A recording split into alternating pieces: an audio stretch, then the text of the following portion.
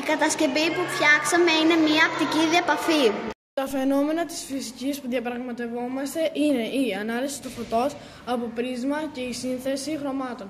Κουμπώντας τα αντικείμενα του τεχνουργήματος, περνάει πολύ μικρή στάση σε ηλεκτρικό ρεύμα μέσα από τα σώματα των μαθητών. Ο υπολογιστής παίρνει το ανάλογο σήμα και με τη βοήθεια του προγράμματος Scratch αναπαράγει εικόνα και ήχο. Το πρίσμα αναλύει το φως στα χρώματα της ήριδας. Κόκκινο και κίτρινο δίνουν πορτοκαλί.